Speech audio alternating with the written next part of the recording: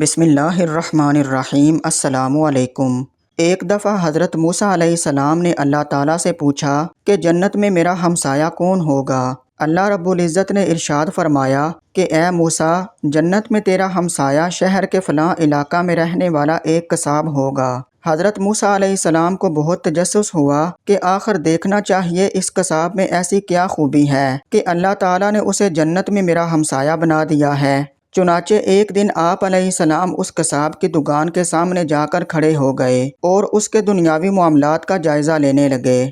وہ قصاب نہایت ایمانداری اور خوش اخلاقی کے ساتھ لوگوں سے پیش آتا اور گوشت فروخت کرتے وقت لین دین میں انصاف قائم رکھتا۔ حضرت موسیٰ علیہ السلام نے اس قصاب کو مخاطب کر کے کہا کہ بھائی، میں مسافر ہوں اور اس شہر میں ایک رات قیام کا ارادہ ہے، کسی اچھی جگہ کا بتا دیں جہاں میں قیام کر سکوں۔ وہ بولا، جناب آپ ہمارے مہمان ہیں، آج رات اگر آپ میرے گھر میں قیام فرمائیں گے تو میرے لیے خوش نصیبی کی بات ہوگی۔ حضرت موسیٰ علیہ السلام نے آمادگی ظاہر کی اور اس کے ساتھ چل پڑے۔ وہ شخص جب گھر پہنچا تو حضرت موسیٰ علیہ السلام نے دیکھا کہ ایک کمرے میں اس کے بوڑھے والدین آرام فرما ہیں۔ اس نے سب سے پہلے کھانا تیار کیا اور اسے لے کر اپنے والدین کے کمرے میں پہنچا۔ ان کا ہاتھ منہ دھلایا اور نوالے توڑ توڑ کر اپنے ہاتھ سے ان کو کھانا کھلایا۔ کھانا کھانے کے بعد اس کی بوڑھی والدہ منہ ہی منہ میں کچھ بڑبڑائی، جسے سن کر وہ قصاب مسکرا دیا۔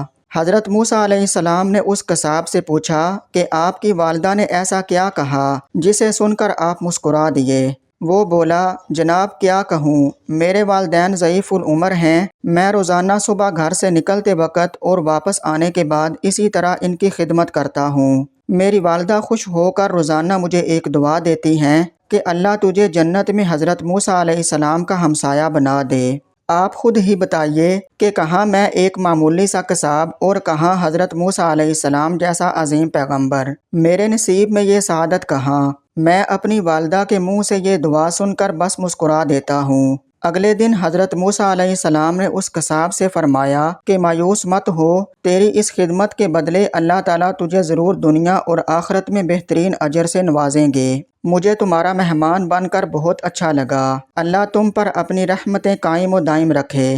اس طرح حضرت موسیٰ علیہ السلام اس قصاب سے اجازت لے کر خوشی خوشی واپس آ گئے۔